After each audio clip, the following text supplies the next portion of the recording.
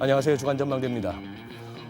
금년 내내 세계 경제와 시장을 압박해왔던 미중 간의 무역 전쟁 파고가 계속 아문을 들이고 있는 가운데에 요즘 들어서는 이제 또 유럽발 소식들이 우리가 외신에서 자주 접하게 됩니다. 영국, 프랑스 등 유럽 경제 주축국들이 정치적으로나 경제적으로 불안해지면서 글로벌 경제 내의 불확실성이 좀 더 커지고 있는 상황입니다. CNBC는 프랑스와 관련한 기사에서 이제 이탈리아는 더 이상 문제아가 아니다라고 할 정도까지였는데요. 오늘은 이제 시선을 좀 유럽 쪽으로 돌려서 과연 유럽은 안녕하신가 하는 차원에서 전문가 세 분 모시고 토론해 보도록 하겠습니다.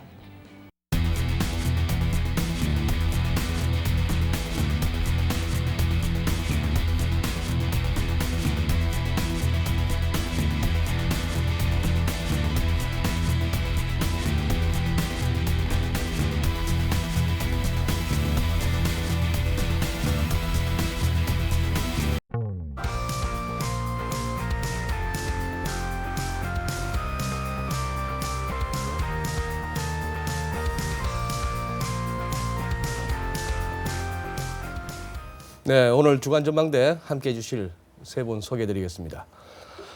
메리츠존금정권의 윤여선 파트장님. 네, 안녕하십니까. 안녕하세요. 현대경제연구원의 고문으로 계시죠? 최양호 박사님 오늘 또 나와주셨습니다. 네, 반갑습니다. 예, 박사님. 신한금융투자의 신을수석연구원 나와주셨습니다. 안녕하십니까. 네, 안녕하십니까. 연말에 지금 이런저런 세미나 프레젠테이션으로 바쁘실 텐데 시간 내주셔서 감사하고요. 예, 박사님 또 이렇게 바쁘신데 시간 내주셨어요. 불러주셔서 고맙습니다. 박사님 먼저 한번 여쭤보겠습니다. 네. 오늘은 우리 그동안에 조금 미국, 중국만 얘기하고 금리 얘기만 하다가 유럽 쪽으로 오늘 한번 파볼까 하는데요. 네. 2016년 5월에 브렉시트 그때 국민투표 있은 이후로 그야말로 한 2년 반이 지났습니다. 그렇네요. 예, 세월이 참. 그때 정확히 2016년 6월 23일이죠. 6월이었군요. 네, 6월 네, 23일인데 6월. 모두가 이게 부결이 될 줄 알았는데 네. 또 모든 이 선거 전문가들이 했는데도 불구하고 52대 48 최종 숫자라서 예. 다들 깜짝 놀랐죠. 깜짝 과연 이걸 받을 수 있는 건가? 근데 사실 영국이요 전력이 있어요. 이렇게 들어갔다 나왔다는 게요. ECC라고 아시죠? 유럽 경제 공동체. 네네. 거기 73년도에 그 전엔 드골이 반대해서 못 들어갔는데 73년도에 가입을 하고 75년도에 나오니 안 나오니 투표를 한번 합니다. 그때가 그때는 사실 역사적인 첫 브렉시트였죠. 네, 그렇죠. 예, 그래서 예. 사실 이제 영국이 갖고 있는 이 대유럽의 외교관은 그거죠. 영예로운 고립. 그래서 자기네들이 필요할 때 들어가고 아닐 때는 안 들어가고 그렇습니다. 그래서 네. 사실 이제 유럽 내에서도 못 믿을 영국인 이런 이 얘기들을 많이 하는데 네. 이번에도 아주 굉장히 그런 자기 이익이 중심이 돼서 돌아가는 그런 행태들이 많이 보이니까. 네. 그리고 마크롱이란 이 프랑스 대통령이 사실은 가장 존경하는 사람이 드골이에요. 근데 드골이 영국이 ECC 들어온 거를 두 번이나 맞거든요. 그래서 그런 저런 이유들이 지금 팽팽하게 근저에 깔리고 있습니다. 네. 사실 근데 이 투표가 2013년도에 캐머런 총리가 네. 사실은 공식화를 합니다. 그리고 해서 한번 해보겠다. 이거 나가니 한다 그랬는데 2015년경에 이제 이 영국이 EU에서의 상대적 지위에 대한 합의가 끝남에도 불구하고 캐머런이 한 발짝 더 나간 거죠. 그대로 나갔으면 가능했는데 그게 아까 우리가 얘기했던 2016년 6월 23일 날 이제 투표가 되고 이제 이게 아마 캐머런 총리가 그때 한번 국민투표 붙여보겠다 할 때는 본인 생각에 그런다고 해서 설마 국민들이 그러니까요. 나가자고 하겠어 싶었겠죠. 근데 2016년도 마찬가지죠. 그래서 그런데 이제 그러다 보니까 이제 총리가 바뀌고 네. 지금 메이 총리가 이제 들어와서 하는데 사실 메이 총리는 2017년 1월 달에 하드 브렉시트 한다고 아주 공식적으로 얘기를 하는데 네. 지금 나오는 얘기들로 봐서는 하드로 가는 게 아니라 좀 소프트한 그런 어떤 전환 기간도 갖고 이러는 부분들이 있는데요. 최근까지 하여튼 6차례 협상이 있었습니다. 영국과 네. EU 간에 6차례 협상이 있었고 그다음에 이제 마지막으로 11월 13일 날 무려 585페이지에 달하는 합의문이 나오는데요. 내용은 그죠. 2020년까지 이제 전환 기간을 갖고 이제 재정 기여금 즉 이혼하는데 좀 돈 내놔라 이게 57조 내는 걸로 해서 이제 그거를 양쪽 의회에서 EU 의회와 영국 의회에 같이 비준을 받아야 이게 이제 통과가 되거든요. 근데 일방적으로 영국이 그거는 유럽 연합에다가 내야 되는 돈인가요? 지금 그걸 합의를 해온 거니까 처음에는 하드 브렉시트는 뭐 그런 거 없이 그냥 나오는 거였거든요. 네. 분담금도 안 내고 뭐 등등을 했는데 이번에는 하여튼 합의가 그런 정도로 이제 돼서 그걸 갖고 양쪽에 가서 그럼 국회에 이제 비준 받자. 그러면서 이제 이 메이 총리가 네. 이제 국회에다가 이거를 이제 올렸습니다. 올렸는데 당 내에서도 반대, 야당은 더 반대. 그래서 이제 거기가 600 제가 알기로는 네. 집권 보수당 내에 반대파들은 소위 말하는 강경파들. 이번에 합의안이 너무 물렁물렁하다 물렁하고. 우리한테. 네. 반면에 저 야당 노동당 쪽에서는 브렉시트 자체를 반대하고. 반대하는 거죠. 네. 그래서 뭐 왜 재정 부담금을 내냐 등등 뭐 예. 했는데 결국은 그래서 이제 국회에 올리려고 그랬는데 이제 뭐 표 계산을 했을 예. 거 아니에요. 이걸 뭐 도저히 안 안 되겠다. 되니까 이제 메이 총리가 좀 연기를 하자. 그랬더니만 이제 또 당내에서 의원 48명이 또 연설을 써서 불신임하겠다. 근데 그거는 또 이제 부결이 됐어요. 그래서 네. 메이 총리가 이제 남았는데 이제 영국 이 뭐 정당법에 의하면 같은 사건으로 해서 불신임을 1년 동안에 다시 할 수가 없습니다. 네. 그러니까 이제 메이 총리는 브렉시트 갖고는 1년 동안 이제 안전한 겁니다. 네, 네. 근데 이제 어차피 우리가 목표가 3월 29일이기 때문에 네. 이제 거기까지 이제 나가는 동안에 이제 우여곡절이 많겠죠. 그래서 이제 지금 뭐 이 여러 가지 이제 시나리오들이 나오는데 와 이게 이 파고를 넘어설 수 있는 그런 이 정무적인 리더십을 예. 갖고 있냐 여기에 대해서 조금 이제 의문시되는 그런 뭐 연말입니다. 그렇습니다. 그래 이제 3월 29일 날 자정이고 공식적으로 탈퇴해야 되는 날은 거기다가 3월 초부터면은 그 미중 간의 무역 전쟁 휴전했던 그것도 끝나고 그렇죠. 이래저래 내년 3월은 이벤트 또 이벤트가 많아지는 네. 윤 파트장께서 보시기에 지금 이 브렉시트에서 우리가 이제 아무래도 남의 일이잖아요. 좀 먼 나라 얘기. 먼 나라 얘기죠. 이원복 교수 먼 나라 이온 나라에서도 영국은 한참 뒤에 나와요. 그 지금 여기까지 이제 현재 메이 총리가 의회 비준을 얻는 데는 실패했음에도 불구하고 지금 이제 설명해 주신 대로 총리직은 앞으로도 1년 동안은 뭐 불신임 그런 거에 시달리지 않고 갈 수는 있고 어떻게 보면 조금 이렇게 메이 총리의 위상도 이번 그 불신임 투표에 의해서 오히려 더 강화됐다고 보여지는데 지금 상황이 근데 EU 쪽에서는 더 이상의 합의안은 없다고 했지만 그것도 못 믿는 거 아니에요? 유럽이 뭐 안 되는 게 있습니까? 저러다 또 하면 하는 거 아니에요?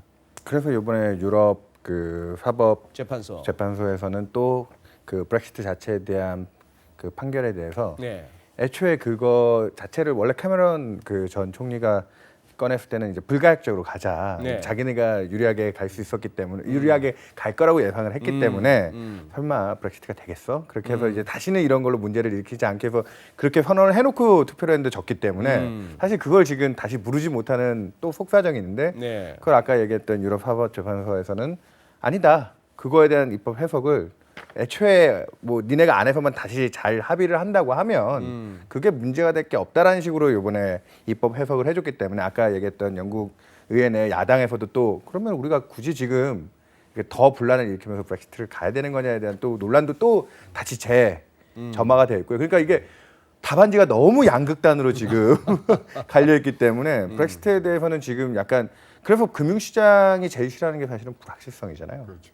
그래서 그 불확실성 측면에서도 뭐 최근에 파운드와의 또 약세 기조라든지 네. 일단은 지금 안전자산 선호 때문인지 몰라도 유럽 금리도 같이 파운드하고 유럽 금리가 동시에 둘 다 1.26 정도에 최근에 둘 다 그래요. 맞아요. 최근 내 바닥 수준으로 떨어져 있더라고요. 그런 부분에 대해서는 아직까지는 어느 쪽이 조금 더 결론이 날 거냐 그걸 쉽게 얘기할 수는 없는데 근데 메이 총리가 또 이번에 재신임은 되고 그리고 나서 지금 EU는 우리도 뭐 그렇게 우리가 많이 양보해주고 싶지는 않아. 영국도 강경한 입장. 이러면은 내년 3월까지는 그냥 지금 이 소요 사태를 최대한 끌고 가다가 적당하게 그냥 어느 정도 무역의 그 지금 제일 중요한 건 사실 무역하고 금융 거래에 대한 그 균형을 지키는 거잖아요. 사실은 네. 그걸 깨지 않겠다는 거기 때문에 그 부분만 지키고 나면 나머지 정도는 뭐 그냥 합의 이혼 정도 수준까지도 갈 수는 있지 않을까 정도 생각을 합니다. 신을 연구원도 이쪽 브렉시트 계속 아무래도 뭐 스타디하고 계시죠. 네.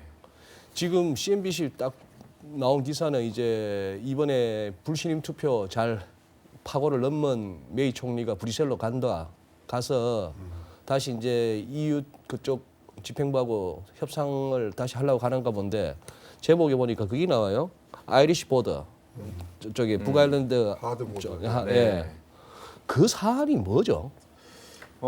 일단 아일랜드는 EU에 남는 거고 이제 아일랜드 그 영국 잉글랜드 본토 옆에 아일랜드가 있지 않습니까? 그렇죠. 그 아일랜드의 북부가 북아일랜드에서 그거는 영국도 이 영국 아니고. 그 영토지 않습니까? 예. 근데 이제 걔네들이 이제 국경이 맞닿아 있다라는 거죠.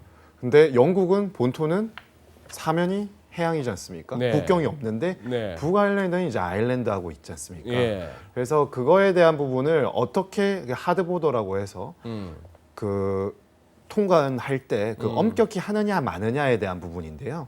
아일랜드는 유로존에 EU에 남아 있고 북아일랜드는 탈퇴를 했을 때 엄격히 하게 되었을 때의 문제점을 대해서 이제 그 영국 보수당의 강경파들이 네. 그게 필요하다. 필요하다. 네. 왜 그렇게 해서 이제 강경하게 나가는 쉽게 거죠. 말해서 검문소라도 세우고 그렇죠. 여권, 아예 여권이라도 한 번씩 확인하는 척하고 이제는 옛날처럼 그 우리 정도까지는- 사이좋게 왔다 갔다 하지 말고 이제 진짜 남남이다. 남남이다. 그걸 원하는데 그 메이 총리가 EU하고 합의하는 안에 따르면은 네. 그게 잘 타결이 되지 않을 시에는 영국이 관세 동맹 이런 틀 안에 남아 있어서 경제적인 공동체로서의 성격이 완전히 이혼이 되는 게 아니고 좀 어느 정도 유예 기간을 가지고 있습니다. 네. 그러다 보니까 여러 가지로 이제 보수당 내의 강경파 이번에 불신임안을 낸 그런 의원들은 굉장히 불편한 거죠. 이게 왜 우리가 브렉시트를 했는데 이렇게 뭔가 아직도 뭔가 이 연결고리가 있는 것 같지? 이런 거에 대해서 굉장히 불편함을 내비치면서 이번 안들이 계속해서 나오는 거죠. 여기서 두 가지가 지금 우리가 주목해야 되는데요. 네. 일단 영국과 아일랜드 사이는 1998년도에 벨피스트 협정이 있었습니다. 굿프라이데이 협정이라 해서 네. 그 북아일랜드와 아일랜드 사이에 국경을 싹 없앤 거예요. 외교 조약인데 이거를 먼저 해결을 해야 됩니다. 내년 3월까지 이거는 뭐 우리가 쉽게 하면 이 조약을 깨고 하는 거에 기간이 택도 없이 모자릅니다. 그리고 내년 3월까지 이건 브렉시트를 나가는 데 있어서 네. 이게 요번 달에 안 되면요. 부수 법안들을 뭐 재개정해야 되는 부분이 물리적으로 불가능합니다. 3월 말까지 안 예. 된다고요? 그다음에 리스본 조약에 따르면 네. 2년간 네. 협상을 더 할 수 있다. 네. 양측이 협의할 시에는. 그래서 뭐 제 뭐 배팅이라 그러면 웃습니다만 제 전망은 요번에는 안 되더라도 조금 더 계속 협상을 가면서 이 시장에는 계속 불확실성의 메시지만 던지는 그래서 사실 뭐 다들 뭐 이 미국에 있는 친구들하고 뭐 전화하고 이래 보면요. 네. 브렉시트 걱정하지 말고 FOMC 금리 올리는 거나 잘 봐. 이러는 충고는 많이 받아요. 그래서 이거 굉장히 큰 이벤트긴 하지만은 네. 지금 이 정치적으로 봐서는 당장에 해결날 것 같지는 않습니다. 그렇죠. 네. 그리고 ECJ에서 이제 브렉시트를 철회할 수도 있다라는 판결이 나왔는데요. 사법재판소에서. 근데 뭐 잘 아시다시피 이 국제 외교 사회에서는 힘의 논리가 최고입니다. 네. ECJ를 거쳤다라는 것은 나름의 합리성, 이성적인 뭔가를 하고자 하는 그런 틀에서 나온 거지만 결국에는 그들의 뭐 힘이나 국가의 이익을 위해서는 그 판결은 사실 무용지물이에요. 만약에 그게 뭐 지금 해서 이렇게 할 수 있고 하는데 그런 거는 그냥 약간 형식적인 거고요. 결국에는 그들의 사실 브렉시트나 트럼프 당선이나 우리의 예상을 빗나갔던 그 주요 투표안들이 2016년에 상반기 하반기에 있었지 않습니까? 네. 그런 것들은 어떻게 보면은 결국에 뭐 여러 가지 사안들이 뭐 정치, 경제, 사회, 문화적으로 뭔가 불만들이 표출이 된 부분인데요. 결국에는 돈 그리고 그들의 이해관계에 따라서 그 결론은 어떻게 갈지 사실 알 수가 없습니다. 지난주 출연하셨던 우리 롱아일랜드 대학의 정상민 교수님은 그 말씀을 하셨어요. 이게 2016년 그 투표 때 영국 국민들이 그냥 뭐 하루 이틀 생각하고 나온 결과는 아니다. 그 뿌리 깊은 어떤 유럽과 이 유럽 대륙과 섬나라인 영국 간에 영예로운 고립이라니까. 영예로운 고립. 자기네 말로 또. 그런데 지금 영란은행 같은 데서는 소위 말하는 노딜 브렉시트 아주 제대로 된 합의 없이 그런 혼란스러운 브렉시트로 가면은 뭐 성장률 GDP 성장률 한 7.75%포인트 빠지고 인플레이션 뭐 6.5%로 치솟고 뭐 정책금리 기준금리 한 5.5% 겁을 박적 주는데 이런 상황에 경제적인 악영향을 미칠 것 같은데 왜 집착을 해야 되죠 브렉시트에? 근데 지금요, 사실 뭐 EU 자체로 봤을 땐 EU가 내년 5월달에 선거가 있어요. 네. 그러니까 이 정권에서 그러니까 지금 현재 이 집행부가 이거를 다 자기네들이 책임지고 해결을 안 해도 되거든요. 시간적으로. 장클로드 융커 같은 사람이 예, 자기가 뭐 다 그런 뭐 비난도 있을 수 있고 칭찬도 있을 수 있지만 무지무지하게 힘든 작업을 자기는 안 해도 되거든요. 그래서 저는 하여튼 5월 새로운 집행부가 들어와서 이건 해결할 것이다. 예. 그래서 계속 이제 이런 것들은 이제 이 숫자들 뭐 성장률 축소되고 뭐 사실 지난 2년 동안 영국에서 빠진 돈만 해도 1조 달러가 넘으니까 뭐 그런 것들은 이제 자료로 남지만 결국 이거는 정무적 판단이 제일 중요한 거기 때문에 다음 집행부에서 가는 수순으로 가는데 그렇게 가려면은 우리가 명분을 쌓아놔야 되잖아요. 그래서 지금 13일, 14일에도 지금 EU 정상회담 하는데 우리 메이 총리가 가서 이제 얘기하고 돌아다니는 게 다 그러한 뭐 정치적 행보 아닌가 그렇게 보여집니다. 저는 또 고민되는 게 뭐냐면 이게 이렇게 브렉시트가 진행돼서 누가 이익을 볼 거냐는 글쎄, 거예요. 그게 제일 궁금해요. 그러니까 이게 누가 이익을 볼 거냐는 거고 애초에 그러면 시작은 왜 했느냐는 글쎄. 거예요. 영국 입장에서. 아까 영국은 오랜 역사적인 네, 문제도 네. 있지만 시발점은 예전에 그 이민자 문제부터 해서 영국에서도 이런 젊은층들의 고용 문제라든지 뭐 그런 이제 뭐 영국이 대표적으로 복지가 잘 돼 있는 나라였기 네. 때문에 그런 쪽에서 이제 계속 그 중동 불안해지면서 막 쏟아져 영국으로도 들어오니까. 계속 이민자들 들어오고 사회 혼란이 되고 영국이 그걸 책임져야 되느냐 그리고 유럽 경제 내에서도 영국이 그 EU 안에 들어가면서 분담을 통화는 따로 썼지만 아까 분담금이라든지 그런 비중이 10% 이상으로 독일 다음으로 많이 또 내는 나라였잖아요. 그거에 대해서 우리 그러니까 이 영국에 있는 그 시골에 사시는 농민들이나 그 노인분들은 왜 우리 돈을 가지고 그 유럽에 있는 또 저 이탈리아나 스페인 같이 그런 동네 애들까지 먹여줘야 되느냐 뭐 이런 불만들이 결국은 터지면서 이 감정적인 싸움에 왔는데 서로 이제 이게 악감정에 받쳐서 이혼을 해버리고 나면 상처밖에 안 남거든요. 둘 다에게 남는 건 없고요. 그러다 보니까 지금 이제 유럽 쪽에서도 사실은 이번 분담금이나 EU 쪽에서 그 메이 총리가 갖고 왔던 그 네, 합의안은 네. 어느 정도 우리가 조금 좋게 서로 그러니까 위로금도 줄 거면 주고 대신 우리는 너희들이 이제 우리랑 왕래하거나 그 관세 문제라든지 관세 동맹이라든지 어느 정도 니네 그렇다고 우리랑 교역 안 하고 살 거야? 뭐 이런 식에서 이제 그런 합의점들을 조금씩 주면서 가고 있는 거기 때문에 그거를 아까 그 고은도 얘기하셨지만 박사님도 얘기하셨지만 그 합의점을 조금 더 구체화하는 과정까지 저는 시간은 더 필요할 것 같아요. 더 필요하기 때문에 내년 3월이 일단은 메인 시한이지만 아까 리스본 조약 얘기하셨듯이 어떻게든 시간을 또 벌려고 할 것 같습니다. 어떻게든. 그럴 수밖에 없어요. 지금 여기가 이제 영국 의회가 총 639명이고 이제 과반수가 320명인데 네. 지금 이 보수당이 316석이에요. 네. 그래갖고 뭐 DPU나 저 아일랜드 쪽 사람들이 지금 10석이 들어와 있단 말입니다. 네. 거기서 지금 반대라는 거거든요. 꼼짝을 지금 못해요. 메이 총리가 자기가 지금 이 소위 말하면 자충수를 둔 거 아닙니까? 저번 달에 6월 달인가 자기 뭐 의회 해산하고 총선을 다시 했는데 네. 자기네 편이 많이 들어올 줄 알았는데 덜커덩 이게 여소야다가 돼버린 거죠. 그러니까 지금 메이 총리의 입지는 굉장히 좁아졌고 메이 총리로 하여금 메이 총리가 할 수 있는 거는 시간을 연장하면서 새로운 집행부와 다른 시작을 하는 것이 이 집행부에서는 절대 안 된다 그랬기 때문에 여기서 물러줄 수가 없어요. 또. 그래서 좀 기다리시는 게 좋을 것 같다. 요새 그 왜 우리 박항서 감독가 있는 베트남 축구팀 요즘 잘한다고. 네. 근데 그쪽에 그 동남아 국가들 사이에는 자기들끼리 하는 축구가 월드컵보다 더 치열한가 봐요. 그렇죠. 예. 있습니다. 수직 키커. 우리도 더 한일전 축구 하는데 일본 이기라 하는 사람은 거의 한 명도 없다고 봐도 되지 않습니까? 그리고 그쪽 지역에 이웃 국가들 오랫동안 붙어서 치고 박았던 사람들의 그 정서는 대충 뭐 이런 거 알겠나 하는 정도인데 우리가 브렉시트를 갖다가 결국 논의하는 거는 그걸로 인해서 우리가 받게 될 경제적 영향인데요. 맞습니다. 지금 윤 파트장님, 네. 리보 폐지한다는 얘기 벌써 좀 됐잖아요. 이미 지금 그 조작 문제가 불거진 지가 벌써 2014년, 15년부터 했으니까요. 거의 뭐 한 3년, 5년 가까이 흘러가고 있고요. 그 대안으로서 2020년대 이제 들어오면서 이제 뭐 각각의 이제 단기금리, 기준금리 세우고 미국은 좀 발빠르게 SOFR 같은 또 기준을 지금 도입하고 있고요. 네. 그렇게 하면서 지금 금융의 기준을 지금 또 역시나 새로 세우고 있는 상황이죠. 지금 좀 더 투명성이라든지 금융위기를 거치고 나서 그런 거에 대한 부분을 이제 조금 더 우리가 그 리보 라이보 책에서 배울 때 그 약자 외우면서 런던 인터뱅크 오퍼드 레이트라고 맞아요. 앞에 런던 아닙니까? 맞습니다.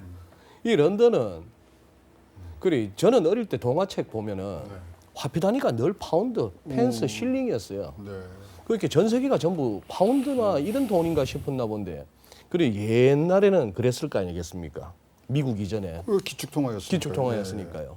그랬던 영국이고 거기에 금융의 중심 런던 이렇게 돼 있는데 지금 그러면은 런던에서 돈 장사하는 애들이 슬슬 지금 뭔가 준비를 해야 되는 겁니까? 지금 이미 벌써 빠졌죠. 다 빠졌나요? 헤드쿼터들이 프랑스하고 파리하고 저기 뭐 프랑크푸르트로 갔고요. 네. 더블린에도 지금 뭐 많이 지금 돼 있고 뭐 거진 다 빠졌죠. 지금 빠질 만큼은 다 빠졌다고.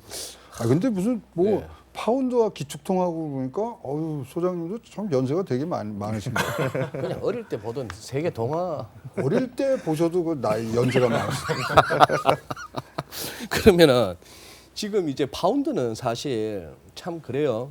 그 EU에 들어가 있으면서 남들 다 쓰는 유로 안 쓰고 파운드를 쓰고 있다. 거기서 어떤 또 영국의 자존심이나 차별화된 뭔가를 느끼는데 이게 그때 2016년에 브렉시트 투표가 결론이 났을 때 쿵 떨어져 가지고 굉장히 기술적으로 크리티컬한 그 부분을 뚫고 내려왔다가 이번에도 지금 이제 계속해서 약세인데 여기서 지금 최근에 아까 말씀드린 유럽 사법재판소에 그냥 없던 일로 해도 돼 이런 판결이 나오나 뭐 메이 총리가 뭐 불신임 투표를 갖다 통과하나 해도 지금 꼼짝을 못해요. 그냥 이게 지금 연말 장이라서 선수들이 지금 빠져 놀아서 그러나 아니면은 지금 최 박사님 말씀하신 대로 이 문제 이래봐야 앞으로 또 한 2년은 더 간다 이 상태로 맞습니다. 뭐 그렇게도 봐야 될 것 같은. 맞습니다. 근데 이제 그 파운드화가요. 사실 이제 기축통화였다가 네. 지금도 기축통화죠. 뭐 결제 수단을 쓰니까. 근데 이 유통량이 굉장히 적어요. 파운드가요. 예. 그 파운드 쓰는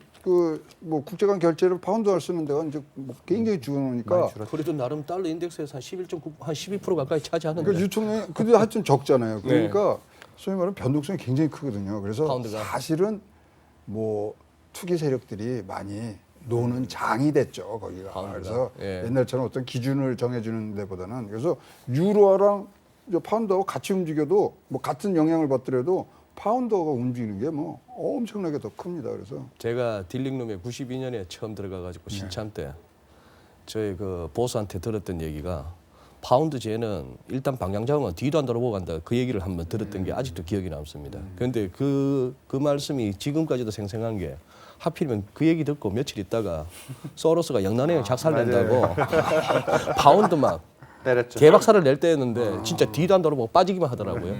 그래서 그 파운드는 굉장히 인상적이긴 합니다. 근데 브렉시트 이후에는 뭐 올라왔다 내려왔다 이거를 네. 지금 방향성 없이 하니까 방향성 없이. 그러니까 걱정이 많이 되는 거죠. 저희들. 그러면 뭐 일단 브렉시트는 앞으로도 계속 좀 애매한 가운데에 뭔가 이렇게 뚜렷한 거 없이 또 이렇게 시간을 끈다고 봐야 되겠네요. 그렇죠. 브렉시트를 누구는 그래서 앵커링이라고 해서 지금 계속 발목을 잡고 갈 재료 중에 하나로 네. 그렇게 보고 있는 것 같고요.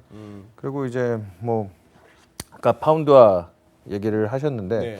지금 파운드가 이제 이번에 1.2대를 과연 깰 거냐. 음흠. 내년도에도 영국이 지금 지금 중국과 1.26 정도죠? 예, 그러니까 내년에 중국과 함께 전 세계에서 경제에 대한 다운 프레셔가 제일 높은 나라로 뭐 피델리티 같은 회사도 네. 지금 꼽고 네. 있거든요. 네. 여전히 1%대 그로스를 나오냐. 올해까지 해서 금융 안정이라든지 여러 측면에서 영국도 지금 부동산 시장만 올라가는 이런 자산시장 거품들은 계속 껴있는 상태고요. 네. 그런 약간 실물은 안 좋은데 자산 가격만 올라가 있는 전형적인 지금 거품 경제 상황에서 이런 정치적인 혼란까지 들어와 있기 때문에 파운드화가 여기서 자칫 영국 경제에 조금이라도 흔들리는 상황이 들어오면 브렉시트 때 봤던 1.2가 그때 한번 위협받았잖아요. 그걸 깨고 내려갈지 않을까에 대한 우려들. 그래서 지금 투기적 포지션도 쇼 포지션이 꽤 많이 쌓여 있는 것 파운드 같더라고요. 숏이? 예. 그렇기 때문에 영국이란 나라가 지금 그런 리스크를 벗으려고 지금 노력 중인 것 같은데 네. 일단 약간 진퇴양난이죠 지금. 그러니까 쇼 세력들이 이거는 우리가 패가 나쁘지 않다라고 생각하고 있는 것 같아요. 그러면은 뭐 브렉 유로 파운드가 지금 뭐 글로벌 금융 위기 이후 거의 최저 수준으로 떨어졌고 유로 파운드. 예. 이 말인즉슨 이제 파운드화에 대한 신뢰, 투자자들의 신뢰가 상당히 약해졌고 그 이혼하는 과정 속에서 합의 이혼이냐, 그냥 파국이냐. 잠깐만 신을연구원 여기서 지금 유로 파운드라고 말씀하셨는데 파운드화의 유로화 대비 파운드 가치가 최저란 말씀이죠. 그렇죠. 그러면은 유로 파운드 환율 자체는 지금 높은 거예요. 네, 그렇죠. 그래서 지금 그만큼 이제 파운드화에 절하가 많이 되어 있는 오케이, 상황인데 파운드가. 이 투자자의 신뢰가 확실히 떨어져 있는 거고 이게 이제 합의 이혼으로 가면은 조금은 되겠지만 일단 이런 과정을 거치면서 신뢰 한번 깨진 신뢰는 붙더라도 그 자국은 남아 있습니다. 그러니까 전반적으로 투자자들의 안전자산에 대한 선호도가 높아졌을 때 그 견고했던 파운드와의 지위는 점점점 내려갈 가능성이 크다라고 보고 그 대체적으로는 이제 뭐 스위스 프랑도 있겠지만 유로화에 대한 오히려 그 위상은 더 오히려 높아지는 그런 격을 가져온다고 봐야겠죠. 그러면 프랑스로 넘어오기 전에 안 그래도 그 말씀을 하셨는데 박사님 내년에 사실 내년 10월이면은 드라기도 8년 임기 끝나고 이제 새로 22 총재가 잡혀야 되는데 아까 말씀하신 대로 EU 집행위원장 지금 장클로드 융커 자리 그 자리도 또 바뀌어야 된다면서요. 5월달에 이제 다시 5월달에 예. 지금 뭐 물망에 오르는 사람이 있습니까? 지금 뭐 아직 뭐 하마평에 오르신 분은 아직까지는 뭐 지금 결정할 것들이 많으니까요. 아직 네. 안 오르는 것 같고 일단 지금 뭐 내년도야 유럽에 큰 선거가 없어요. 큰 그러다 선거는 보니까, 없다. 예, 그러다 보니까 이제 또 이 뭐 영국이나 이제 독일 뭐 이런 이 큰 경제를 움직였던 쪽에서 지금 후보들을 내려고 하는 움직임들은 있습니다만은 뭐 아직까지 쪼릿하게 나오시는 분은 없죠. 근데 제가 들은 재밌는 얘기는 지금 전 세계에서 경제가 어려워지고 이제 경제 양극화 얘기가 많이 나오면서 정치도 사실은 그렇게 양극화가 굉장히 심해졌거든요. 중도가 없어요. 중도가 없어요. 하여튼 예전에는 경제가 좋을 때는 정치도 좀 애매하게 정치는 크게 간섭하지 않는 게 좋다 해서 중도가 득세를 하는 경우가 많은데 지금처럼 상황이 어려워졌다고 했을 때는 좌든 우든 그렇게 나눠지게 되어 있고 유럽에도 지금 보시면은 뭐 프랑스와 같이 조금 뭐 프랑스나 뭐 이렇게 포퓰리즘의 좌쪽에 좀 얘기가 나오는 곳들도 있지만 뭐 독일만 해도 지금 메르켈이 또 사임하면서 또 정치적인 분위기가 바뀌나 했는데 우파 좌파가 지금 뭐 다 나눠져 있거든요. 그러면 EU 의장은 거기서 어느 쪽에 좀 쏠려서 많이 흔들리지 않는 정도 위치. 그래서 오히려 EU 의장 쪽에서는 조금 색채가 없는 분을 안쳐야 되는 게 아니냐. 그럼 동구권인데 이런. 동구권 아니면 저 베네룩스 3국권처럼 거기서 이런데 나오죠. 아니면 저 북쪽 북유럽에서 들어오든가. 그렇죠. 겨울에 좀 한번 쫙 돌고 와야 되겠네. 아니, 줄 잘 서야죠 지금. 22 총재도 그래요. 초대 총재가 그 빔 그 누굽니까 그 이름이 어려운데 벨은 뭐 저거 있었고 그 다음에 장 트리셰 프랑스 그 네덜란드 프랑스 그렇게 해서 그러면 프랑스 남유럽 그다음에 북유럽 한 번 더 가야 되는데 그때 피그스 사태 한참 시끄러울 때 드라기가 이탈리아에서 맡아가지고 지금 8년을 해온 거 아니에요. 그러면 이제 대충 또 북유럽 쪽으로 한번 올라가야 된다니까요. 절대 뭐 한 군데 유럽은 주고받아야 되기 때문에 주고받아야 되니까. 뭐 우리가 아는 뭐 메인 인물들 말고는 그 밑에는 또 다 주고받았습니다. 바이트만 얘기는 요새 좀 사그라든 것 그러니까 같아요. 얀 바이트만이 안 그래도 이 앞까지 이제 비둘기 색채로 너무 이제 드라기가 끌고 왔으니까 약간 이제는 그리고 독일이 사실은 유로존에서 제일 또 맹주인데. 맹주에 지금 이제 유로존이 그 완화 정책을 좀 환수해야 될 상황에 온 게 아니냐라고 하면 제일 적격자로 이제 분데스방크의 얀 바이트만이 제일 먼저 거론이 됐는데 최근 또 유럽 경기가 그렇게 썩 좋지 않거든요. 안 좋아요. 그러다 보니까 이런 오키시안 이 매파 성향의 독일 총재가 들어오는 게 맞느냐에 대한 얀 바이트만 총재는 작년부터 계속 물가 얘기하면서 뭐 토가적 정상화에 대한 의지를 기회가 있을 때마다 표현해 왔는데 그래서 지금 또 대항마로 핀란드 중앙은행 총재도 또 한마평이 나오기 시작하고요. 핀란드. 북쪽이라니까요.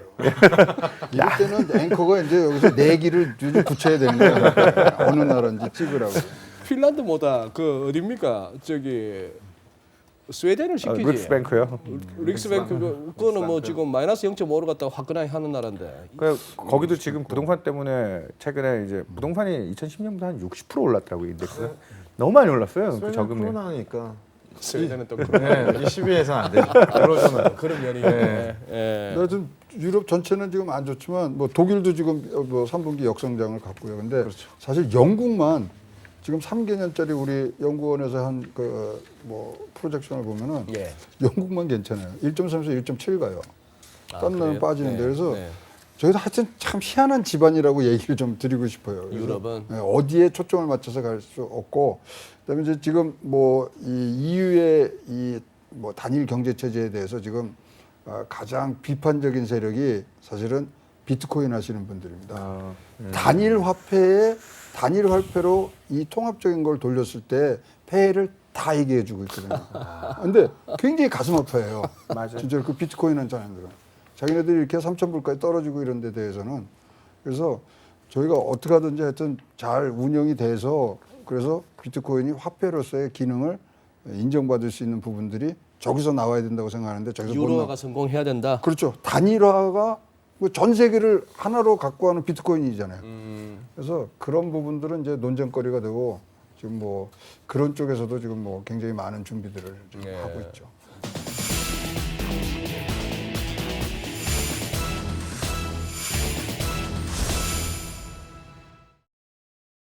프랑스하고 이탈리아 상황 한번 짚고 나서 20일로 다시 돌아왔으면 좋겠습니다.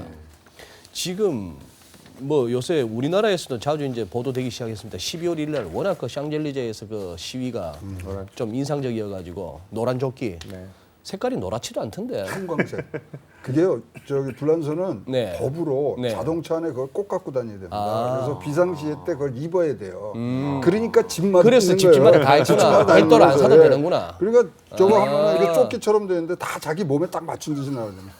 그래서 저거는 이제 법적으로 이제 유럽에는 돼 있고요. 네. 사실 이제 뭐 이거는 뭐 자슬링 무타르라는 그 37살 된 기계공이 저기 SNS에 올렸거든요. 입자. 요번 참 희한한 게 이 노란 자켓 이 운동이 대표는 이 대표도 없고 조직하는 조직이 없어요. SNS 그야말로 자발적인 겁니까? 자발적인 것보다 하여튼 SNS에서 예, 우하다 우하서 보니까 쭉 올라가고요. 사실 맨 먼저 이거 얘기한 사람은 아코디언 연주자였어요. 여자. 예, 그러니까 이렇게 프랑스는 어디로 가느냐 이걸 방관하고 있는 것이 과연 애국하는 길이냐 이러고 올라온 게 시작이 된 거예요. 그래서 참 희한한. 그러니까 뭐 우리 지금 뭐 우리가 보도된 바로는 유류세, 네. 인상, 그리고 부자들한테 거두는 부자세를 갖다가 예. 깎아주고 거기서 모자라는 세수를 우리 같은 서민들한테 유류세로 그렇죠. 이걸 갖다가 명분은 담배값도 올렸어요. 담배값도요. 예, 유류세 담배세를 다 같이 올렸어요. 그또 최경환, 초이노믹스 또 벤치마킹 했구나. 그러다 이제 노인들 사회보장 기여금을 이제 올리는 부분들이 있었는데 그거는 이제 없던 일로 됐고요. 그러면 단순히 그런 어떤 경제적인 서민들 입장에서 당장 먹고 살기 힘들어졌다. 그리고 뭔가 이 부익부 빈익빈 이게 더 심해지는 것다. 양극화가 심해지는 것다. 거기에서 나오는 어떤 분노. 저는 조금 그 정책은 있을 수 있는 것 같은데 마크롱이 소통에 실패한 것 같아요. 마크롱이. 그래서 노동자들 보고 뭐라면 일만 하는 쟤들이 뭘 알아 뭐 이런 식으로 표현을 한 거예요. 공식석상에서. 공식석상에서요. 예. 그러니까 뭐 화를 낼 수 없죠. 그래서 국민을 설득하는 과정에서 이 뭐 완전히 실패를 한 거죠. 목표는 굉장히 좋거든요. 왜냐하면 나라의 부채를 재정 적자를 좀 줄이는 방향에서 가면 공무원 감축하고 뭐 등등등을 했는데 이거 뭐 소통을 전혀 이거는 뭐 아니 안된 거죠. 비주얼에서 마크롱을 능가하는 우리 신월 연구원.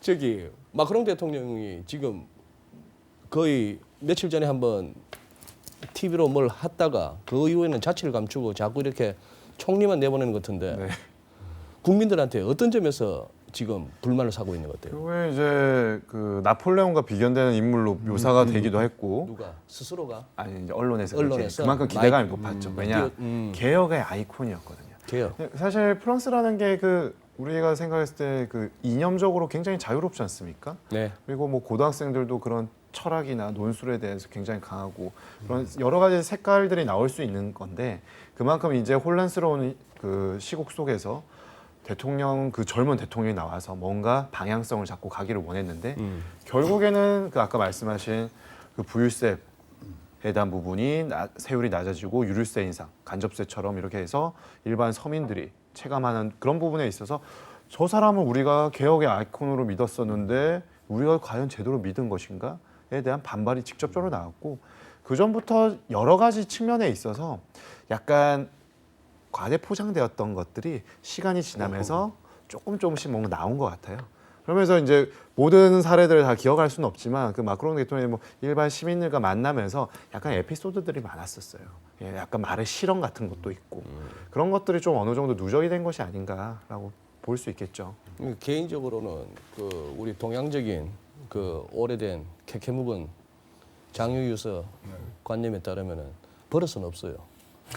그 트럼프 대통령 툭툭 치고 막 악수해갖고 막 손등에다 데일밴드 자국 막 남기고 하는 이런 거 보면은 그 아버지 뿌리인데 말이죠. 부인도 근데 도발적으로 통계를 잘못 썼어요. 이 집안이. 무슨 통계를 잘못 통계를 뭐냐면 독일의 자동차들이 이제 탄소 나는 건 21%고 네. 불란선 40%라고 이제 선전을 한 거예요. 유류세 나올 때. 그럼 생각해 보니까 그 통계 숫자는 맞지만 그 전제가 되는 조건들을 싹 빼고 설명을 한 거예요. 불란선은 원전이 많은 나라거든요. 그렇죠. 그리고 독일은 이 석탄 때는 화력 발전이 많은. 그러니까 상대적으로 이게 뭐 높아질 수밖에 없는 그런 상황인데 그걸 갖고서 국민을 설득을 한 거예요. 그래서 통계가 일단은 시발점이 된 거예요. 여기도 통계 잘해야 된다. 통계청장 갈아야 되겠죠 이러면. 초이노믹스도 배우고 그리고 또 유럽에서는 지금 재정이 이슈가 되는 게 그러니까요. 이번에 네. 또 22의 양적 완화의 기준이 되었던 캡사키라고 해서 재정 건전화를 하는 그 발표를 내는 걸 보면 항상 이제 그 유럽의 양대 그 영국을 제껴놓으면은 독일, 프랑스잖아요. 그렇죠. 이 나라들이 재정에 대한 그 건전화라든지 그쪽에 대한 총대도 제일 많이 쥐고 있거든요. 네. 근데 그에 비해서 독일은 뭐 경상수지에 막힌 흑자라든지 그런 거 백그라운드 하에 그런 재정 흑자를 내면서 캡탈키도 제일 건전화를 추진해 오고 독일은 지금 부채도 매년 재정이 순상환이에요. 맞아요. 독일 정부는 그 국가의 재정이 안정적으로 유지가 되기 때문에 그게 유럽에서 제일 유일하게 됐는데 프랑스는 지금 그런 독일을 쳐다보면서 좀 쫓아가다 보니까 약간은 베페 따라가는 그 황새가 베페 따라가는 건가요? 그 황새 따라가는 베페가 돼서 지금 약간 조금 불만들이 좀 나오는 것 같거든요. 이런 그 이탈리아만 해도 이번에 재정 이슈가 되면서 조금 그동안 그 GDP의 3% 이내에 들어온 재정 적자 그거까지는 이미 우리가 다이어트를 했으니 이제 좀 써보자. 미국 같은 경우는 트럼프 대통령이 저렇게 과하게 한번 재정을 부스팅하는데 유럽도 그런 식으로 조금 완화시켜줘야 되는 게 아니냐는 불만들이 조금씩 나오는데 프랑스도 결국은 그런 것들이 좀 누적됐다가 이번에 또 결국 마크로 대통령이 거기다 불을 지른 게 아닌가. 근데 문제 그 프랑스 현지에 사는 분들이 올린 블로그 몇 개 이렇게 좀 읽다 보니까 그런 글들은 좀 가슴 아프더라고요. 대통령은 대통령궁에 그릇 다 바꾸고 카페트도 뭐 어마어마하게 좋은 걸로 바꾸고 그래 했는데 그 대사는 참 짠하더라고요. 나도 결혼해서 아이를 갖고 싶어요. 그런데 나는 당장 3, 4개월 후에 생활 계획이 안 짜져요. 그러니까. 보니까 이게 프랑스만의 문제도 아니고 그게 어떻게 프랑스만의 문제겠습니까? 이거는 우리 국내에서도 굉장히 공감할 만한 그런 어떤 문제고 미국인들 그렇지 않겠나 싶기도 하고 뭐 그런 생각이 드는데 어떻게 보면 이 쭉 오랜 세월 동안 이 왔던 그만큼 없어도 되는 사람은 너무 많이 가지고 있고 양극화. 당장 내일이 답 안 나오는 사람들은 진짜 암울한 여기서 오는 그것도 있을 것 같은데 여기서 그러다 보니까 물러섰어요. 물러서 가지고 뭐 어쨌거나 유류세 인상 안 한다. 뭐 그런 식으로 하고 그 대신 부자들은 계속 봐줘야 되니까 그렇다고 해서 부유세 인하한 거 이거 돌리지도 않는다. 그런데 또 프랑스 국민들 가운데는 연금도 뭐 어쩌고 저쩌고 해서 바라는 건 많은데 세금 더 올리는 건 싫다. 그러면 이제 재정 적자예요. 그렇죠. 자, 그래서 지금 나온 게 그거 아닙니까? 내년도에 이제 3%가 넘는다는 거 아닙니까? GDP 대비. 최저임금도 인상. 최저임금 인상해주고 그렇게 하면은 실제 그 마스트리트 조약 때부터 했던 그 유로존 가입 조약 주권 GDP 대비 재정 적자가 3% 넘지 말자는 거 지금 제대로 다들 지키고 그러니까 남유럽 위기 이후에 13년부터 적용이 돼서 그때부터 2년 유예를 주고 그 15년 16년부터는 그 안에는 대충 들어왔어요. 다 심지어는 들어왔다. 이탈리아까지도 이태리까지. 들어왔어요. 들어왔는데 이제 그렇게 한 3년이 지나니까 허리띠를 너무 졸라맨 상황이 된 거죠. 근데 불란서는 3% 넘었다가 들어갔다 넘었다. 네, 그렇긴 해요. 약간. 살짝 이게 선 밟은 거 있죠. 그걸 많이 했어요. 또 근데 그런 거는 또 근데- 유럽에서는 뭐 얼마든지 네, 뭐 근데 작년에 이제 3%로 줄였는데 이제 이게 가서 들어가면 3.8%로 올라가니까 맞아요. 밑배였죠. 그러니까 이제 이태리가 이제 좋아하는 거죠. 쟤네 봐라. 그렇죠. 우리 2.4에서 지금 줄여갖고 2%로 내는데 야, 쟤네부터 혼내. 이제 그렇게 된 거죠. GDP 대비 국가 부채는 이제 이태리가 한 150% 정도 제일 높습니다. 맞아요. 주요 그 유럽 국가 내에서. 근데 정부, 가계, 기업 부채를 합친 총 부채는 프랑스가 압도적인 1등입니다. 네. 300%가 넘어요. 네. 근데 이제 사실 이텔렉시트가 결국에 재정에 대한 부분을 3%룰에 가까워지니까 이제 막 경고를 하는 거지 않습니까? 너네 원래 부채 많은데 돈 그렇게 더 쓸 거야? 라는 건데 사실 프랑스가 더 문제죠. 근데 이제 여기는 맹주들이다 보니까 이걸 섣불리 워낙에 독일은 계속 재정 흑자를 내고 있고 프랑스에 대해서 이걸 태클을 걸었을 때 더 문제가 심각해지니까 일단 원래 문제였던 남유럽부터 얘기를 하고 있는데 사실 이거는 조금 뭔가 힘의 논리 그런 것도 작용하는 것 같아요. 네. 내년이요. 프랑스 혁명 230주년입니다. 빵이 아니면 죽음을 달라. 이제 결정판들이 이제 내년도 초에 이제 저기도 이제 뭐 일어날 것 같습니다. 그리고 또 중요한 거는 이 피그스 사태, 유럽 재정 위기를 거쳤을 때 그 대표적인 국가가 이탈리아, 스페인이 제일 크지 않습니까? 네. 그 GDP가. 네. 근데 스페인의 정권도 바뀌었어요. 부패 맞아, 때문에. 맞아. 라오이가 물러났거든요. 우파 정권. 성장을 되돌렸어요. 네. 근데 유럽 재정 위기를 견인했던 초래했던 좌파 정권이 다시 들어선 거죠. 그럼 얘네도 어떻게 나올지 모른단 말입니다. 또 돈을 더 쓰자고 하겠죠, 당연히. 그러면 이게 뭐 주요국들마다 돈 관련해서 계속 문제가 나오는 거죠.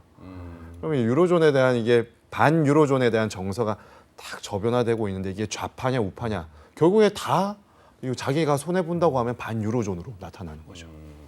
상당히 좀 쉽지 않아 보입니다. 전 세계가 이 M자로 시작한 이니셜 쓰시는 대통령들이 고생을 많이 하시네요. 테레사 메이, 임마누엘 마크롱, 마크롱, 앙제르 메르켈. 메르켈. 우리 문재인 대통령도 요새 남북 그것 때문에 골치가 아프니까 M자로 시작하시는 이 대통령들이 좀 지금 많이 뭐이 머리 새해 아프고. 좀 둥근해 보시면서 기운 좀 받으셔야 될 것 같습니다. 그러네요, 진짜. 말씀하시고 보니 M이네요.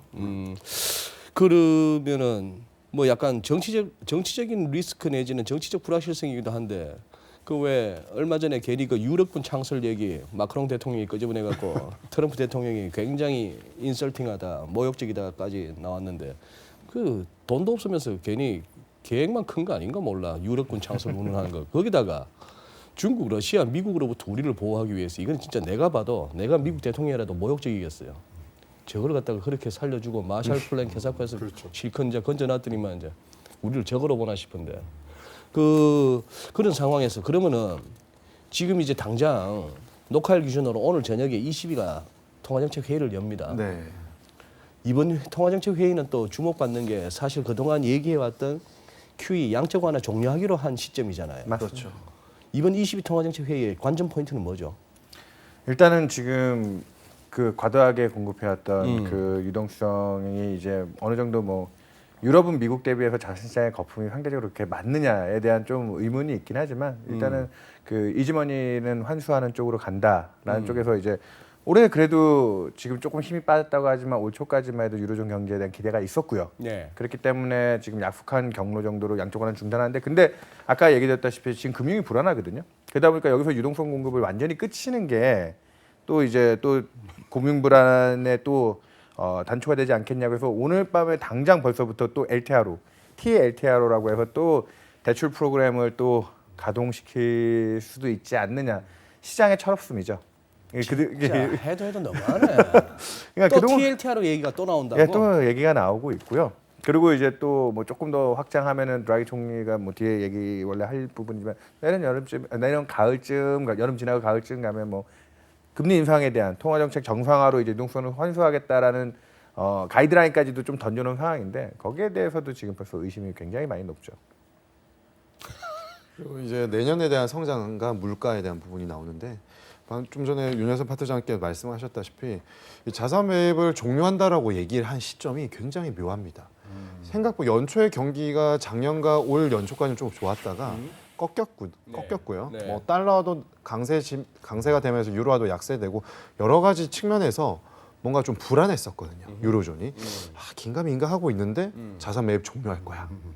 연말까지 이렇게 얘기를 한 거는 네. 가장 주요한 근거는 물가가 좀 올라와 있고 그리고 정상을 하고 싶어하는 의지가 너무 강합니다. 네네. 그래서 이거를 내년에 받쳐주려면은 더 이상 경기가 나빠져서는 안 되거든요. 근데 이제 물가는 조금씩 상향 조정하는 패턴이 지금 나오고 있는데 경기나 성장률에 대한 이 하방 압력을 과연 내년 전망치 어느 정도까지 반영을 할지. 근데 얘네들이 정상화 하겠다라고 지금 발을 이렇게 움직였는데 또 너무 비관적으로 하기엔 또 후퇴하는 것 같고 시장에 잘못된 시그널을 줄 수 있다고 생각하거든요. 굉장히 좀 엇갈린 신호 속에서 지금 곤란한 양적 처지에 있어요. 완화 중단이라는 얘기는 그동안 소위 말하는 그 뭡니까 캐피탈 K 그 원칙인가? 그 22 출자 지분 비율만큼 해서 국채를 사줬잖아요. 네, 회사채도 사줬잖아. 네, 그렇죠. 그 이제 사는 거는 중단한다. 네. 그럼 기존에 사들고 있는 거 앞으로 만기 돌아오는 거야. 그건 그거는 재투자- 재투자한다. 예, 그렇죠. 그거는 기본 아직 뭐 원칙이고. 페드처럼 자산 축소까지 가는 건 아니고요. 그건 유지. 네. 그 당시에 그 결정을 내릴 때는 뭐가 뭐 IMF, 뭐 OECD 다 공이 어떻게 됐냐면요. 네. 경기 정점이 19년 말 20년 초에가 경기 정점이라 그랬는데요. 맞아요. 네. 최근에 지금 그걸 땡겼잖아요. 맞아요. 2017년 12월이 정점이고 지금 내려가고 있다고 했기 때문에 지금 뭐 계속 오늘 뭐 얘기들을 많이 하겠지만 이거 뭐 중단해야 되느냐. 그러니까 지금 더 해야 된다는 지금 의견들이 소수 의견들이 지금 나온다니까요. 그래서 지금은 다시 내려가고 있다.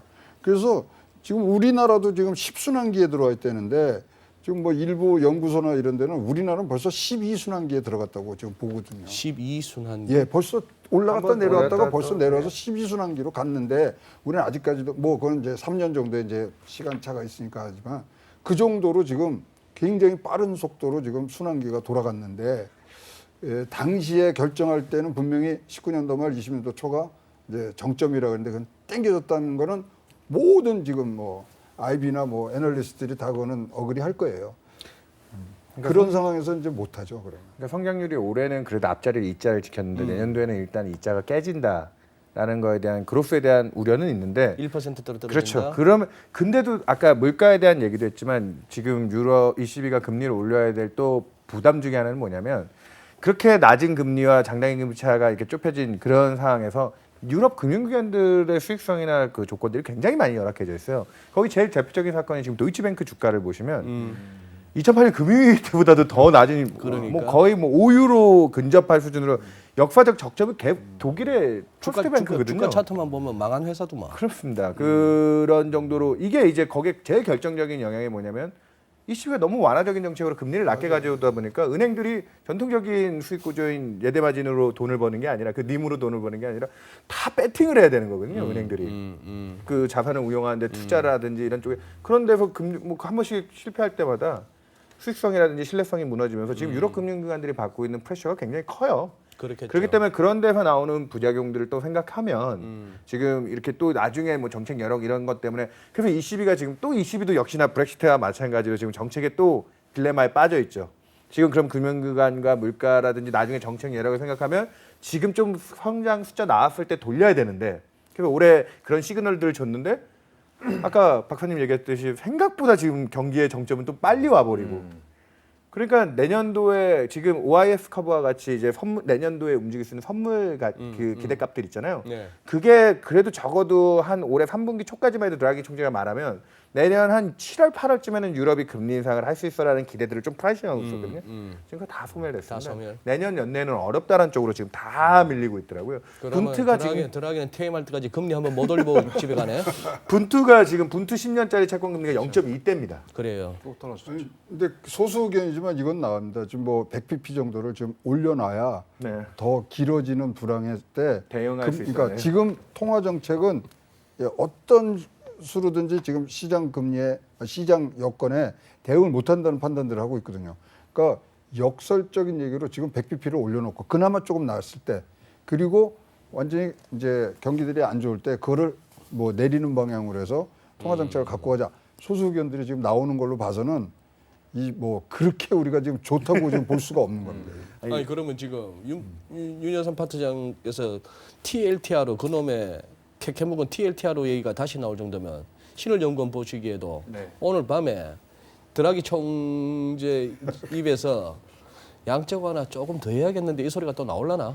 얘네들은 뭐 그 전부터 이 시비 내에서 수석 이코노미스트도 뭐 안 좋아지면 뭐 할 수도 있다라는 양방향성을 띄어놨기는 했거든요. 살살 간을 네. 맞구만. 그리고 얘네가 지금 기대할 수 있는 바는 결국 물가인데 기대 인플레이션 스왑 자체가 주간으로 계속 꺾이고 있습니다. 실물 지표만 그냥 좀 후행적으로 좀 올라온 상황에서 뭐 더 갈지 말지는 결국에 시장이 보는 건데 이게 고개를 못 들더라고요. 최근 들어서. 그나마 조금 인플레 살아나나 싶었던 유가도 트럼프 대통령이 주저앉았지. 유가 박살. 그러니까 이렇게 이제 얘기를 1시간 정도 하면요. 결국 결론이 어디 가서면 달러 강세거든요. 뭐 맞. 이게 달러 강세로 가니까 사실 우리가 이렇게 굉장히 많은 시간 토론하지만 실질적으로 지금 우리가 앉아갖고 지켜봐야 되는 건 FOMC의 금리 인상 그거거든요.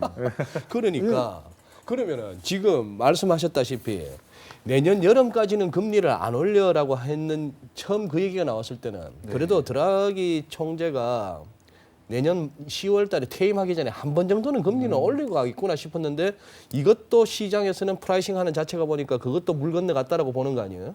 지금 아까 소수 의견 얘기하셨으니까 HSBC 같은 하우스에서 내년에 또 유로존에서 발생할 수 있는 이벤트 중에 하나가 또 새로운 비전통적인 창의적인 방법의 완화 정책이 나올 수 있는 거 아니냐. 그러면서 일본이 지금 시행하고 있는 리츠나 ETF 매입해 주시는 걸 유로존이 들어갈 수도 있는 거 아니에요. 왜냐면 이제 더 살 회사채도 없어요. 회사채 살 것도 없으니까 리츠도 사주고 날이 춥고 빨리들 집에 가니까 어지간하면 그런 것만 개인 생각하는 어음도 다 받아주지. 그리고 요번에 TLTR로 얘기 나오기 전에 그 전에 먼저 얘기 나왔던 건 오퍼레이션 트위스트 얘기가 먼저 나왔어요. 오퍼레이션 트위스트. 그러니까 미국이 이제 예전에 양적 완화 중단하고 그 Q3 하기 직전에 OT 해가지고 먼저 장기 금리 잡아주고 2015년 예, 2012년도 그때 그걸로 좀 버텼던 구간이 있거든요. 유로존도 그러니까 요번에 OT 얘기가 먼저 나왔었어요. 근데 OT는 유럽의 장기 금리는 여전히 낮거든요, 사실은. 그렇다 보니까 차라리 돈 필요한 애들 대출이라도 갖다 쓸 수 있게 LTRO 얘기가 또 나온 그러면 거고요. 또 버냉키나 옐런 또 델타 놓고 심포지엄 한번 해야겠네. 뭐 그건 그래서- 내가 해봐서 아는데 그거 그러면은 시장에서 그렇게 22는 저기는 언제든지 말을 바꿀 수 있는 또 상황에 따라 그게 어떻게 보면 자기들의 정가의 보도였던 데이터 디펜던트고 네. 어떻게 보면 파이낸셜 컨디션에 따른 대응인데 지금 분위기가 갑자기 월가에서 12월 FMC도 금리 안 올릴 수도 있다는 소리가 실실 나오잖아요. 확률이 최근에 90%대에서 70%대로 떨어졌어요. 네. 뭐 하시죠. 배팅 하시죠. 박사님. 안 올린다. 아 12월에요? 아 다음 주에 또 나오셔야겠네요. 제가 그동안 주간 전망대에서 뵌 우리 최 박사님은 틀린 적이 없죠. 트럼프 빠시잖아요. 그렇게 트럼프 대통령이 이번에 로이터 또 인터뷰를 또 높이 사시는구나. 네, 세게 했죠. 아, 그런데 지금 이제 사실 민주당이 그 예산안에 들어갈 1조 달러짜리 지금 인프라하고요. 트럼프의 1.5가 지금 둘이서 지금 붙어 있는데요. 그거 하는데 금리를 올려요? 이거는 미국 그 이 의회 역사상 있을 수 없는 일이에요. 1조가 지금 풀리는데 금리 올리는 그 거꾸로 가는 적은 없었거든요. 자, 최 박사님은 못 올린다. 아 저는 그래도 채권 애널이니까 일단 중앙은행의 신뢰성 때문에 12월에는 그래도 올리고 12월에는 나서 줬던 시그널들이 있어서 그다음에 최근에 주가도 조금 지지되고 있고요. 신을연구원은 올리지 않을까 싶습니다. 올리지 네. 않을까. 저희는 이제 범인이죠. 저희가 그냥 평범한 사람들. 저희가 뭐 하이 리스크, 하이 리턴 안 되면 뭐 이제 우리가 또 한 3가지 정도 이유를 갖고 올 수 있으니까요. 안 되면 또 아 이번 달에 만약에 페드가 금리를 안 올리면 이 FOMC에서 금리를 안 올리면 미국 그 채권 시장 금리, 미국 10년 금리가 최근에 2.8대까지 떨어졌거든요. 네. 그럼 그거는 리세션을 프라이싱하는 단계로 확 내려오는 게 근데 않을까? 어차피 12월 달은 파이낸스 장이 일단은 뭐 쉬니까. 쉬니까 충분히 여유가 있거든요. 그리고 이제 뭐 1월 달부터 이벤트가 많기 때문에 숨 쉴 구간이 있을 때 한번 쉬어갈 수 있는 것도 괜찮은 방법 아니 같습니다. 박사님 의견에 또 최근에 유사한 하우스가 골드만삭스가 내년도에 원래 4번 분기마다 한다 했는데 3번으로 줄였는데 그걸 또 D가 아닌 3월에 쉰다고 했거든요. 3월에 줄인다? 골드만삭스. 일단 점도표는 이제 내려왔죠. 3번으로. 아직 아니 이제 이제 이번 다음 주 발표나올 때 다음 주 벌써 나오면 미리 거기서 다 예측하시고 내려올 거를 확정하시고 지금 받으셨습니까? 통보 받으셨구나. 한 클릭 내려왔던가요? 중간값이? 아니, 뭐 내려왔죠. 아니 뭐 이 정도 이게 우리가 전망되기 때문에 창밖에 낙엽 하나 떨어진 걸로 가을이 온 건 알아야죠. 그 정도는 해야죠. 마지막 입 저희가 부끄러워집니다. 아, 야, 그러고 보니 그 매드머니의 그 짐 크레이머가 며칠 전에 길길이 뛰었는데 패드 욕만 하느라고 정신이 없더라고요. 예, 만약 12월에 금리 안 올리면 투자자들은 뭐지? 뭐가 잘못됐지? 해서 아주 패닉으로 치달을 거라고 했는데 짐 크레이머도 우리 최 박사님한테 비하면은 그냥 그 정도네. 이러다 이제 올라가면은 저는 안 부를 거고 얼마나 또 제 뒷얘기를 하시겠어요. 아 근데 만약에 못 올린다. 그것이 마냥 시장의 호재가 될 수 있나요? 그러니까 아까 얘기했듯이 이게 요번에 월스트리트 저널이 꺼냈던 그 단어가 중요하다고 보거든요. 웨이트 앤 시. 여기서 지금 페드의 역할은 너무 그러니까 이게 지금 페드가 너무 브레이크를 급하게 잡는 모습이면 이건 펀더멘탈이 망가진다는 시나리오로도 또 자칫 넘어갈 수 있는. 그래서 저는 일단은 정책 신뢰성은 어느 정도 유지하면서 가는 그런 흐름이 돼야 되기 때문에 마켓이 기대한 정도 수준은 부합하면서 가야 될 것 같다라는 정도거든요. 그래서 이게 지금 저는 그래서 지금 미국에서 제일 이슈가 되는 게 뉴트럴 레이트잖아요. 그 중립금리. 그 중립금리를 어느 정도 수준에서 그 스위스팟을 페드가 과연 맞춰줄 수 있느냐. 그게 너무 지금 마켓의 기대는 그게 한 3% 정도 되는 것 같거든요. 라플랍에서 그놈의 알스타. 네 아니 근데 테일러 준칙에 우리가 계산을 해보면요, 사실 많이 높죠. 5%예요. 예, 많이 높죠. 5%까지 가야 돼요. 그걸 할 수가 없는 거예요. 근데 그걸 믿는 분은 아무도 없고요. 그래서 아까 얘기했던 그 알스타, 즉 내추럴 레이트에다가 인플레 타겟을 더한 거를 우리 나이브하게 적정 금리로 볼 수 있지 않겠냐고 지금 현 뉴욕 페드 총재인 존 윌리엄스가 예전에 한번 얘기한 적이 있거든요. 그 정도 알스타 자체가 자연이자율이 벌써 저축과 투자의 균형을 잡아주는 금리이기 때문에 그거에 대한 신뢰성이 있다고 하면 그게 실질 기준이니까 명목 수준인 물가 인플레 타겟 정도 페드가 얘기하는 2%죠. 그거 정도를 더해주면 그걸 적정하게 볼 수 있지 않겠냐고 예전에 한번 컨퍼런스 때 얘기했는데 그 숫자가 지금 딱 한 2.9% 정도 돼요. 그 롱텀 그 나플랍에 제공하는 롱거런 프로젝션이 지금 장기 균형으로는 페드가 추구하는 연방금리가 3%잖아요. 공교롭게 그 숫자가 비슷한데 그 정도까지를 페드가 제가 봤을 때 내년도에 제일 메인 중심 라인으로 잡고 통화 정책을 거기서 플러스 마이너스 25bp. 그거를 요번에 마켓에서는 2.5까지 올리고 내년도에 쭉 못 올린다는 시각들도 꽤 있거든요. 지금 블룸버그의 연방금리 선물 막 이렇게 확률 계산하는 거 보면 그거는 진짜 미국 경제 이제 안 된다라는 망가졌다라는 시그널이고 또 너무 오버해서 가버리면 또 이제 그 성장성에 부담을 주는 밸류에이션상 뭐 위험 자산들 또 깎아먹는 지금도 부동산이 미국의 모기지 30년짜리 금리가 5.2%까지 올라오면서 인컴이 5%도 안 되는데 커스트가 거기까지 왔다고 지금 부동산도 슬로해지는데 금리 더 올라가면 좀 부담스럽거든요. 그래서 제가 드리는 결론은 뭐냐면 페드는 지금 그 내추럴 레이트 그 중립금리 얘기를 꺼낸 게 파월 의장이 그걸 우리가 어떻게든 최대한 맞춰볼 테니까 니네는 우리를 믿어라. 그거가 지금 제일 내년도에 그래서 저도 무조건 페드가 어디서 잘 멈춰주느냐. 그분이 경제학자가 아니고 변호사라서 좀. 아니 근데 지금 모기지 금리는 4.74까지 갔어요 벌써. 아니 미국에. 그렇기 때문에 지금 굉장히 지금 복잡한 방정식이 미국에서 돌고 있는데 지금 뭐 우리는 단순 계산은 이걸로 계산합니다. 한 번 올리기 시작할 때 14.4회를 올립니다. 예, 그래서 그걸로 계산 14.4회라뇨. 그 관번 평균적으로 움직이면 한 번 올릴 때 14.4회를 올리거든요. 그러니까 한 3% 정도는 움직인다는 거죠.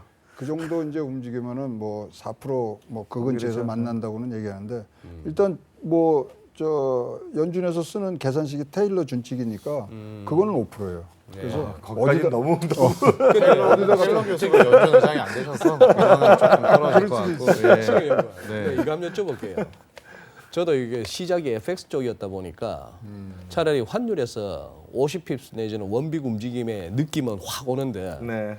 채권 시장에서 말하는 5bp 내지 10bp의 그 어떤 무게감은 이 환율에서 말하는 그만큼 많아요. 그런데 그냥 우리 비채권 전문가들이 알아듣기 쉽게 예를 들어 미국채 10년물 그게 벤치마크니까 미국채 10년물 수익률하고 통상적으로 미국 정책 금리하고 요 어느 정도 벌어져 있나요? 또 보통. 아 그거는 이 QE가 시행되고 나서부터 이게 안 맞아가지고요. 아니 뭐 고점은 대략 300bp고요. 보통 기준금리하고 10년 금리의 고점은 스프레드를 벌리면 저점은 역전까지도 되죠.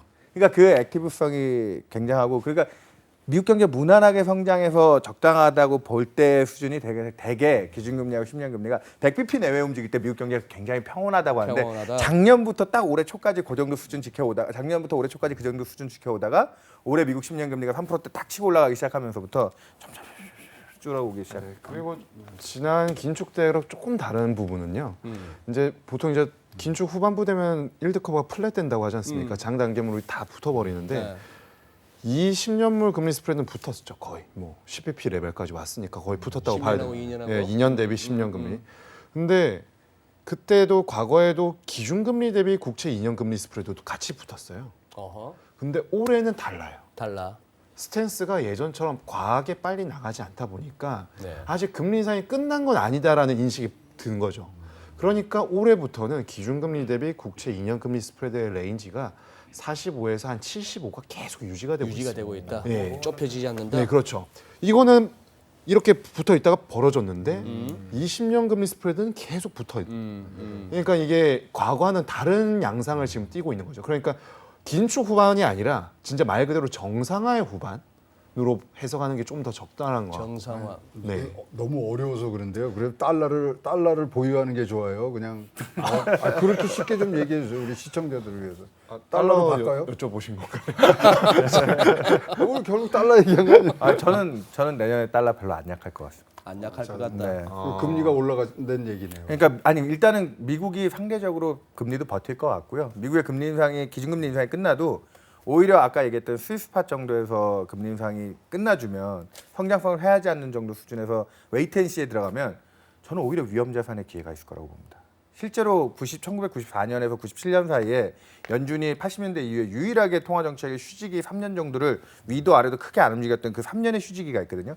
94년에 채권 시장 대학살이라고 할 정도로 패드가 한번 호키시하게 금리 인상하고 나서 거기서 한번 브레이크를 제대로 딱 잘 잡아줬는데 그러고 났더니 그때 2년 10년 스프레드가 10bp 이내까지 한번 들어왔는데 역전은 안 됐어요. 그러고 났더니 뭐 멕시코도 외환위기 오고 아시아도 그 난리를 치는데 미국 경제는 그 99년까지 그 5년간이 굉장히 평온하더라고요. 주가도 계속 올라오고. 오기 전까지. 주식사란 얘기입니다. 지금 어떻게 보면은 파월이 하고 싶은 게 지금 그린스펀이 만들어냈던 그걸 한번 더 해보고 싶은 거 아니에요? 그게 유일한 그 80년대 이후 유일한 소프트 랜딩이거든요. 페드가 정책을 움직였을 때 늘 페드가 적정 수준 이상의 금리를 가져가면 하드 랜딩들을 다 유발했는데 딱 한 번 그때가 소프트 랜딩이었고 그때에 아까 얘기했던 가격 지표들의 움직임이 딱 그랬거든요. 장단기 금리도 역전이 안 되고 그러면 주가도 올라가고. 말 나온 김에 파월 그린스펀만큼 성공하리라고 보세요. 저는 지금 최근에 그 알스타 바람과 저스트 빌로우 그 두 단어를 가지고 지금 벌써 그 밀당 조율을 굉장히 지금 잘 하고 들어가고 있다고 저는 개인적으로 생각하고 있습니다. 공감? 뭐 변호사님이 굉장히 잘하시는 거 아닌가요? 아니요, 오히려 아시지만 뉴턴이 옛날에도 얘기했지만 경제학자는 오히려 경제로 성공하시는 분들이 많지가 않더라고요. 뭐 무슨 주식이라든지. 얘기예요 지금? 근데 딱 하나는 확실한 건 있습니다. 네. 뭐 연임은 못할 것 같습니다. 파월이. 뭐 저 정도 찍혔으면 뭐 아무리 군맨 하긴 하지만 왜냐하면 트럼프가 재선을 할 거니까. 그렇겠죠. 네. 지금 상황은 그렇게 가니까. 트럼프 대통령의 이렇게 어떤 공식적인 발언이나 트윗 중에 칭찬은 디스카운트에도 들으시고 욕하는 거는 100% 진심이에요. 그 틸러슨 욕하는 거 자기 보세요. 칭찬하는 거는 어떻게 됩니까? 자기 칭찬하는 거는 그건 뭐 그냥 그거는 일상이고. 그러면 마지막 아까 잠깐 못 여쭈려고 하다 놓쳤는데 22가 말이에요. 뭐 극단적인 경우 QE 중단하는 것도 뒤집을 수도 있는 충분히 그럴 개연성이 있고 얼마든지 그렇게 해왔던 사람들이긴 한데 만약에 애초 예정대로 QE를 중단하고 뭐 재투자는 돌아온 대로 한다 손 치더라도 그렇게 됐을 때 지금 시장에서 요즘 조금은 이제 뜸해졌습니다만 그 이탈리아 국채 수익률하고 독일 국채 수익률 10년물 그게 한 300bp 이상 벌어지면 약간 긴장하고 하는 분위기였잖아요.